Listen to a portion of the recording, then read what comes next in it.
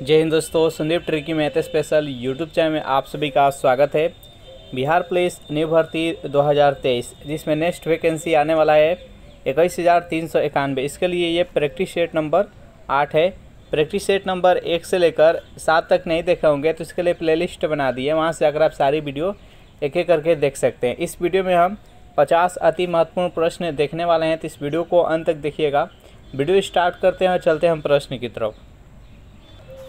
पहला प्रश्न है आपके सामने कि समानता का अधिकार किस अनुच्छेद में वर्णित है। अनुच्छेद 14 से 18, बी है अनुच्छेद 12 से 15, सी है अनुच्छेद 16 से 18 और डी है 18 से 21। बताइए यहाँ पर एक नंबर प्रश्न का सही आंसर क्या है। समानता का अधिकार किस अनुच्छेद में वर्णन है। तो जो भी कैंडिडेट यहाँ पर ऑप्शन नंबर ए बता रहे हैं 14 से 18 बिल्कुल ही सही जवाब है। देखिए, समानता का अधिकार है जो कि मौलिक अधिकार के अंतर्गत आता है और मौलिक अधिकार का वर्णन भाग 3 में किया गया है। भागों की संख्या टोटल कितना है तो 22। भाग 3 में इसका वर्णन किया गया है समानता का अधिकार, जो कि अनुच्छेद 12 से लेकर 35 तक है। मौलिक अधिकार कहाँ से कहाँ तक है तो अनुच्छेद 12 से लेकर 35 तक। टोटल मौलिक अधिकारों की संख्या 6 है। इसमें पहला है मौलिक अधिकारों समानता का अधिकार है जो कि 14 से 18 तक है। दूसरा जो मौलिक अधिकार है वो स्वतंत्रता का अधिकार है। स्वतंत्रता का अधिकार है जो कि 19 से लेकर 22 तक है, जो कि स्वतंत्रता का अधिकार है। उसके बाद 23 और 24 ये दो जो अनुच्छेद है ये शोषण का विरुद्ध अधिकार है। उसके बाद संस्कृति और शिक्षा का अधिकार है वो 25 से लेकर 28 तक है। और 5वां नंबर है धार्मिक स्वतंत्रता का अधिकार जो कि 29 और 30 अनुच्छेद में उसका वर्णन किया गया है। और लास्ट जो 6ठा मौलिक अधिकार है वह संवैधानिक उपचारों का उपबंध जो कि अनुच्छेद 32 में वर्णन किया गया है। तो इस प्रकार से मौलिक अधिकार है। चलिए यहाँ पर सेकेंड प्रश्न देखते हैं कि भाषा किस मंत्रालय के तहत आती है। राजभाषा विभाग, शिक्षा विभाग, मानव संसाधन विभाग और डी इनमें से कोई नहीं। बताइए यहाँ पर सेकेंड प्रश्न का सही आंसर क्या है। भाषा किस मंत्रालय के तहत आती है तो ये राजभाषा विभाग। जो भी कैंडिडेट यहाँ पर ऑप्शन नंबर ए बता रहे हैं बिल्कुल ही सही जवाब है। 3 नंबर प्रश्न बेहद इंपॉर्टेंट प्रश्न है कि उपाधियों का अंत किस अनुच्छेद में वर्णित है। अनुच्छेद 17 में, 18 में, 19 में और 20 में। बताइए यहाँ पर 3 नंबर प्रश्न का सही आंसर क्या है। उपाधियों का अंत किस अनुच्छेद में वर्णन है तो ये अनुच्छेद 18 में। जो भी कैंडिडेट यहाँ पर ऑप्शन नंबर बी बता रहे हैं बिल्कुल ही सही जवाब है। 4 नंबर प्रश्न अति ही महत्वपूर्ण प्रश्न है कि प्रतिरोध किसके समानुपाती होता है। लंबाई के, क्षेत्रफल के, घनत्व के और डी है इनमें से कोई नहीं। बताइए यहाँ पर 4 नंबर प्रश्न का सही आंसर क्या है। प्रतिरोध किसके समानुपाती होता है तो ये लंबाई के समानुपाती होता है। किसी भी पदार्थ का जितने लंबाई हम बढ़ाएंगे उसके साथ साथ उसका प्रतिरोध भी बढ़ेगा। प्रतिरोध का ऐसा ही मात्रक ओम होता है। नेक्स्ट यहाँ पर 5 नंबर प्रश्न आपके सामने विप्रो की स्थापना किस वर्ष हुई थी। 46 में, 1947 में, 45 और 48 में। बताइए 5 नंबर प्रश्न का सही आंसर क्या है। तो जो भी कैंडिडेट यहाँ पर ऑप्शन नंबर सी बता रहे हैं 1945 बिल्कुल ही सही जवाब है। 6 नंबर प्रश्न है आपके सामने की कोशिका की प्रोटीन फैक्ट्री किसे कहते हैं। नाभिक को, राइबोसोम को, माइटोकॉन्ड्रिया को और क्लोरोप्लास्ट को। बताइए यहाँ पर 6 नंबर प्रश्न का सही आंसर क्या है। कोशिका की प्रोटीन फैक्ट्री किसे कहते हैं। तो जो भी कैंडिडेट यहाँ पर ऑप्शन नंबर बी बता रहे हैं राइबोसोम बिल्कुल ही सही जवाब है। और कोशिका का ऊर्जा गृह किसे कहते हैं तो माइटोकॉन्ड्रिया को, जिसमें एटीपी के रूप में ऊर्जा संग्रहित रहता है। उसके बाद से आत्महत्या का थैली किसे कहते हैं तो लाइसोसोम को, याद रखिएगा। नेक्स्ट यहाँ पर 7 नंबर प्रश्न है आपके सामने कि खजुराहो के मंदिरों का निर्माण किसने करवाया था। गुप्त राजाओं ने, विजयनगर राजाओं ने, चंदेल राजाओं ने और बहमनी सुल्तान ने। बताइए 7 नंबर प्रश्न का सही आंसर क्या है। खजुराहो का मंदिर का निर्माण किसने करवाया था तो चंदेल राजाओं के द्वारा। जो भी कैंडिडेट यहाँ पर ऑप्शन नंबर सी बता रहे हैं बिल्कुल ही सही जवाब है। सेशन आप लोग को अच्छा लग रहा है तो वीडियो को लाइक कर दीजिए, अपने दोस्तों के पास इसे शेयर भी कर दीजिए। नेक्स्ट यहाँ पर 8 नंबर प्रश्न आपके सामने कि भारत में स्थानीय स्वशासन का जनक किसे माना जाता है। लॉर्ड रिपन को, लॉर्ड कर्जन को, लॉर्ड कॉर्नवालिस को, लॉर्ड डलहौजी को। बताइए यहाँ पर 8 नंबर प्रश्न का सही आंसर क्या है। भारत में स्थानीय स्वशासन का जनक किसे माना जाता है तो लॉर्ड रिपन को। जो भी कैंडिडेट यहाँ पर ऑप्शन नंबर ए बता रहे हैं लॉर्ड रिपन बिल्कुल ही सही जवाब है। चलिए नेक्स्ट यहाँ पर 9 प्रश्न देख लेते हैं। बेहद इंपॉर्टेंट प्रश्न है कि भारतीय सांख्यिकी के जनक कौन है? अरस्तु, जॉन किंग्स, पीसी महालनोबिस और एडम स्मिथ। बताइए यहाँ पर 9 प्रश्न का सही आंसर क्या है? भारतीय सांख्यिकी के जनक कौन है? जो भी कैंडिडेट यहाँ पर ऑप्शन नंबर सी बता रहे हैं, पीसी महालनोबिस, बिल्कुल ही सही जवाब है। नेक्स्ट यहाँ पर 10 प्रश्न है आपके सामने कि कार्बन किस आवर्त का तत्व है? पहला, दूसरा, तीसरा और चौथा। बताइए यहाँ पर 10 प्रश्न का सही आंसर क्या है? कार्बन किस आवर्त का तत्व है? तो आधुनिक जो आवर्त सारणी है वो मोस्ले के द्वारा तैयार किया गया था और ये परमाणु संख्या पर आधारित है, जो कि आधुनिक आवर्त सारणी है। इसमें टोटल आवर्ट्स की संख्या है जो कि 7 है और वर्ग की संख्या है 18। यहाँ पर पूछा गया है कि कार्बन किस आवर्त के अंतर्गत आएगा। तो देखिए जो पहला आवर्त है उसमें हाइड्रोजन तथा हीलियम है, 2 तत्वों का वर्णन किया गया, मतलब 2 तत्व है पहला आवर्त में, और दूसरा आवर्त लिथियम से लेकर नियोन तक तत्व है। तो ये जो कार्बन है इसका परमाणु संख्या 6 होता है और ये दूसरे आवर्त के अंतर्गत आएगा। इसका राइट आंसर है ऑप्शन नंबर बी। नेक्स्ट यहाँ पर 11 प्रश्न है आपके सामने। भारत में आम्र वर्षा कहाँ पर होती है? केरल में, कर्नाटक में, सी है उपयुक्त दोनों में और डी है इनमें से कोई नहीं। बताइए 11 प्रश्न का सही आंसर क्या है? भारत में आम्र वर्षा कहाँ पर होती है? तो इसका right answer option number C, यानी केरल में भी होती है और कर्नाटक में भी होती है। चलिए नेक्स्ट यहाँ पर 12 प्रश्न है आपके सामने कि वर्ष 2014 में किस भाषा को शास्त्रीय भाषा का दर्जा दिया गया? तमिल को, उर्दू को, बांग्ला को और उड़िया को। बताइए यहाँ पर 12 प्रश्न का सही आंसर क्या है? वर्ष 2014 में किस भाषा को शास्त्रीय भाषा का दर्जा दिया गया? तो जो भी कैंडिडेट यहाँ पर ऑप्शन नंबर डी बता रहे हैं उड़िया, बिल्कुल ही सही जवाब है।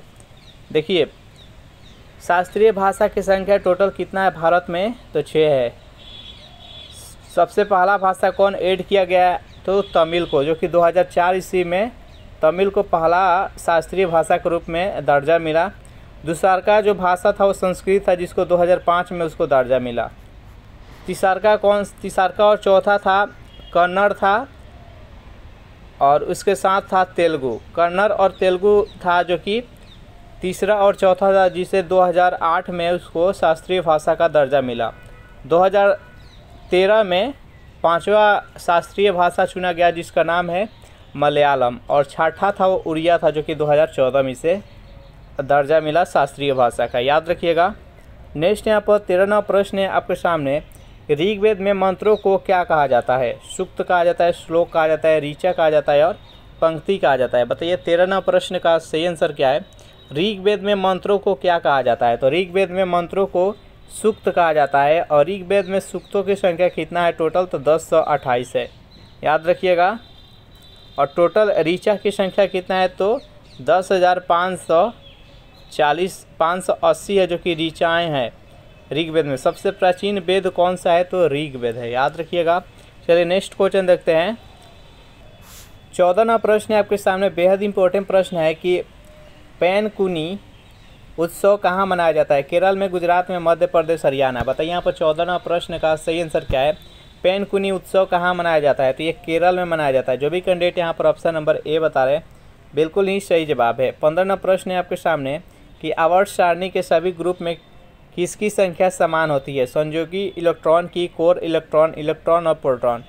बताइए यहाँ पर 15वां प्रश्न का सही आंसर क्या है? आवर्त सारणी के सभी ग्रुपों में किसकी संख्या समान होती है? तो संयोजी इलेक्ट्रॉनों की संख्या। जो भी कैंडिडेट यहाँ पर ऑप्शन नंबर ए बता रहे हैं बिल्कुल ही सही जवाब है। 16वां प्रश्न है आपके सामने, कीट श्वसन किसके माध्यम से करते हैं? त्वचा के माध्यम से, गिल्स के माध्यम से, ट्रेकिया के और फेफड़ा।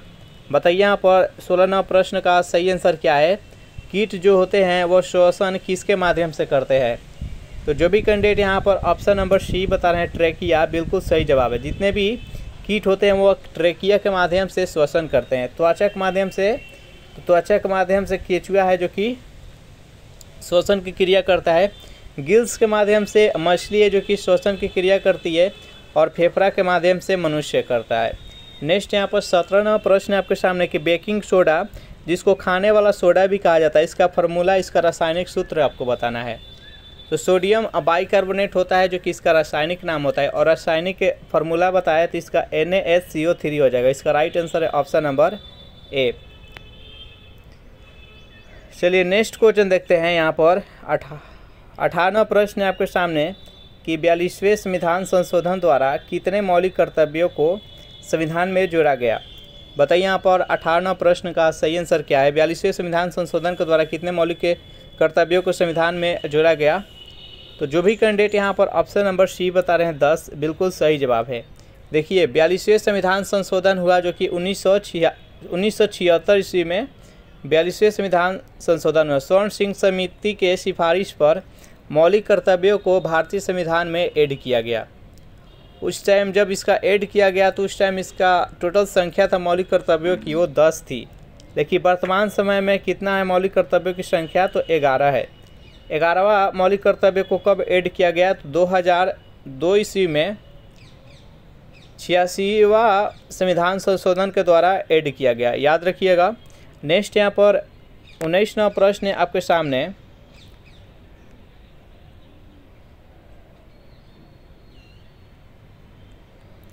कि 6 वर्ष से लेकर 14 वर्ष के बच्चों के लिए निःशुल्क शिक्षा किस अनुच्छेद में वर्णित है।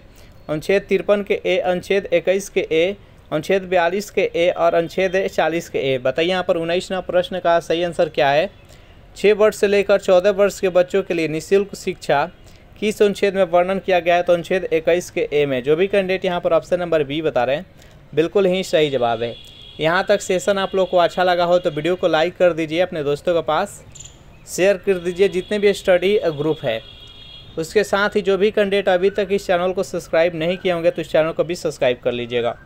20वां प्रश्न है आपके सामने कि लाई हरोबा किस राज्य का त्यौहार है। मेघालय का, मणिपुर का, असम का और उड़ीसा का। बताइए यहाँ पर 20वां प्रश्न का सही आंसर क्या है। लाई हरोबा किस राज्य का त्यौहार है, तो जो भी कैंडिडेट यहाँ पर ऑप्शन नंबर बी के साथ जा रहे हैं मणिपुर बता रहे हैं बिल्कुल ही सही जवाब है। 21वां प्रश्न आपके सामने कि मानव शरीर में प्रतिरक्षा का कार्य कौन सी कोशिका करती है। RBC, WBC, HBC और डी है इनमें से कोई नहीं। बताइए 21वां प्रश्न का सही आंसर क्या है। मानव शरीर में प्रतिरक्षा का कार्य कौन सी कोशिका करती है, तो ये WBC का वर्क होता है। जो भी कैंडिडेट यहाँ पर ऑप्शन नंबर बी के साथ जा रहे हैं बिल्कुल सही जवाब। WBC के शरीर के किस अंग में इसका निर्माण होता है, तो प्लीहा में इसका निर्माण होता है। और RBC का कब्र स्थान किसे कहा जाता है, तो प्लीहा को। और RBC का निर्माण कहाँ पर होता है, तो अस्थि माजा में। नेक्स्ट यहाँ पर 22वां प्रश्न आपके सामने के किस अनुच्छेद के तहत राज्य सभा का सभापति भारत का उपराष्ट्रपति होता है। अनुच्छेद 80, 81, 89 और 63। बताइए यहाँ पर 22वां प्रश्न का सही आंसर क्या है। तो जो भी कैंडिडेट यहाँ पर ऑप्शन नंबर सी बता रहे हैं 89 बिल्कुल ही सही जवाब है। नेक्स्ट यहाँ पर 23वां प्रश्न आपके सामने कि शास्त्रीय भाषा की शुरुआत कब हुई थी। 2002 में, 2003 में, 2004 में, 2006 में। बताइए 23वां प्रश्न का सही आंसर क्या है। शास्त्रीय भाषा की शुरुआत कब की गई, तो 2004 में किया गया शास्त्रीय भाषा का शुरुआत। और पहला भाषा कौन सा भाषा ऐड किया गया इसमें, तो तमिल को ऐड किया गया।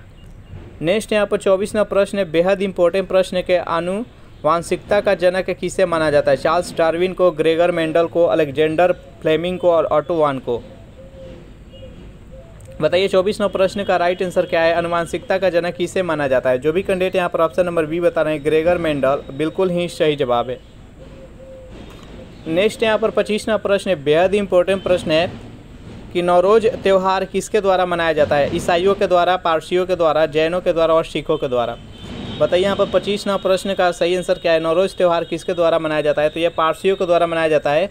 और उनका ये न्यू वर्ष के रूप में नौरोज त्यौहार मनाया जाता है। नौरोज त्यौहार किसके द्वारा शुरू किया गया, किस दिल्ली सल्तनत के द्वारा, शासक के द्वारा, तो बलवन के द्वारा, याद रखिएगा। नेक्स्ट यहाँ पर 26वां प्रश्न आपके सामने कि फोकल लेंथ की ऐसा यूनिट क्या होता है। मीटर होता है, सेंटीमीटर, ओम मीटर और डी इनमें से कोई नहीं। तो जो भी कैंडिडेट यहाँ पर ऑप्शन नंबर ए बता रहे हैं मीटर बिल्कुल ही सही जवाब है। 27वां प्रश्न है आपके सामने बेहद इंपॉर्टेंट प्रश्न है कि आवर्त सारणी में कुल कितने प्राकृतिक तत्व है। 80 है, 84 है, 118 है और 94 है। बताइए यहाँ पर 27वां प्रश्न का सही आंसर क्या है। आवर्त सारणी में कुल कितने प्राकृतिक तत्व है। तो जो भी कैंडिडेट यहाँ पर ऑप्शन नंबर डी बता रहे हैं 94, बिल्कुल ही सही जवाब है। इस प्रकार पूछा जाए कि आवर्त सारणी में टोटल कितने तत्व है तो 118 है। प्राकृतिक नेचुरल एलिमेंट्स कितना है तो 94 है। नेक्स्ट यहाँ पर 28वां प्रश्न आपके सामने कि एक सींग वाला गेंडा किस राज्य में पाया जाता है। असम में, गुजरात में, राजस्थान और उड़ीसा में। बताइए यहाँ पर 28वां प्रश्न का सही आंसर क्या है। एक सींग वाला गेंडा किस राज्य में पाया जाता है। तो ये इसका राइट आंसर हो जाएगा ऑप्शन नंबर ए, असम में। असम के किस अभयारण्य में पाया जाता है। तो ये काजीरंगा नेशनल पार्क में पाया जाता है। इसका राइट आंसर है ऑप्शन नंबर ए। नेक्स्ट यहाँ पर 29वां प्रश्न आपके सामने बेहद ही सिंपल प्रश्न है कि रामनवमी किस माह में मनाई जाती है। चैत में, वैशाख में, फाल्गुन में और आषाढ़ में। तो जो भी कैंडिडेट यहाँ पर ऑप्शन नंबर ए बता रहे हैं चैत, बिल्कुल ही सही जवाब है। चलिए 30वां प्रश्न देख लेते हैं। प्रश्न है आपके सामने कि इंडियन एसोसिएशन की स्थापना किस वर्ष की गई। 1973 ईस्वी, 1976, 1974 और 1978। बताइए 30वां प्रश्न का सही आंसर क्या है। इंडियन एसोसिएशन की स्थापना किस वर्ष की गई। जो भी कैंडिडेट यहाँ पर ऑप्शन नंबर बी बता रहे हैं 1976, बिल्कुल ही सही जवाब है। सेशन आप लोगों को कैसा लग रहा है ज़रूर कमेंट करके बताइएगा। नेक्स्ट यहाँ पर 31वां प्रश्न आपके सामने कि प्रिज्म में सबसे अधिक विचलन किस रंग का होता है। बताइए इस प्रश्न का सही आंसर क्या है। प्रिज्म में सबसे अधिक विचलन किस कलर का होता है। तो जब हम प्रिज्म से श्वेत प्रकाश को गुजारते हैं तो ये 7 रंगों में विभक्त हो जाता है। 7, जिसका मुड़ाव सबसे अधिक होता है उसका विचलन भी सबसे अधिक होता है। जिसका मुड़ाव सबसे कम होता है उसका विचलन कम होता है। तो सबसे नीचे जो रहता है वो बैगनी रहता है, सबसे ऊपर रहता है वो रेड रहता है, क्योंकि रेड का विचलन सबसे कम होता है। जिसका विचलन सबसे कम होता है उसका तरंग दैर्घ्य अधिक होता है और जिसका विचलन अधिक होता है उसका तरंग दैर्घ्य कम होता है। इसमें टोटल कितना कलर होता है तो 7 बैजानिया पिनाला बोलते हैं जिसको। बैजानिया, बै ज से जामुनी, नी से नीला, हा से हरा, पी से पीला, ना से नारंगी और ला से लाल। इस प्रकार से टोटल 60 कलर होता है। तो इस प्रश्न का राइट आंसर हो जाएगा ऑप्शन नंबर सी, बैगनी। और पूछा जाए कि सबसे कम विचलन किसका होता है तो रेड का हो जाएगा। नेक्स्ट यहाँ पर 32वां प्रश्न आपके सामने बेहद ही इंपॉर्टेंट प्रश्न है। सरदार वल्लभ भाई पटेल के बारदोली आंदोलन किस वर्ष शुरू किया गया। 1929 में, 30 में, 21 में और 28 में। बताइए 32वां प्रश्न का सही आंसर क्या है। सरदार वल्लभ भाई पटेल के बारदोली आंदोलन किस वर्ष शुरू किया गया। ये 1928 में शुरू किया गया। जो भी कैंडिडेट यहाँ पर ऑप्शन नंबर डी के साथ जा रहे हैं बिल्कुल ही सही जवाब है। चलिए नेक्स्ट यहाँ पर 33वां प्रश्न है आपके सामने कि हिंद स्वराज पत्रिका किसके द्वारा चलाई गई थी। महात्मा गांधी के द्वारा, पंडित जवाहरलाल नेहरू के द्वारा, लाला लाजपत राय के द्वारा और डी है बाल गंगाधर तिलक के द्वारा। बताइए 33वां प्रश्न का सही आंसर क्या है। हिंद स्वराज पत्रिका किसके द्वारा चलाई गई थी। तो जो भी कैंडिडेट यहाँ पर ऑप्शन नंबर ए चुन रहे हैं महात्मा गांधी बता रहे हैं, बिल्कुल ही सही जवाब है उनका। नेक्स्ट यहाँ पर 34वां प्रश्न देख लेते हैं। प्रश्न है आपके सामने कि विश्व टीबी दिवस की तिथि को मनाया जाता है। 5 फरवरी को, 21 मार्च को, 24 मार्च को और 2 अप्रैल को। बताइए 34वां प्रश्न का सही आंसर क्या है। विश्व टीबी दिवस किस तिथि को मनाया जाता है, जल्दी से कमेंट कीजिए। तो 34वां प्रश्न का जो भी कैंडिडेट ऑप्शन नंबर सी चुन रहे हैं 24 मार्च बता रहे हैं, बिल्कुल ही सही जवाब है उनका। चलिए नेक्स्ट यहाँ पर 35वां प्रश्न देख लेते हैं। प्रश्न आपके सामने राइजोपस में किस प्रकार का प्रजनन होता है। उत्थान, बीजाणु निर्माण, नवोदित और विखंडन। बताइए यहाँ पर 35वां प्रश्न का सही आंसर क्या है। राइजोपस में किस प्रकार का प्रजनन होता है।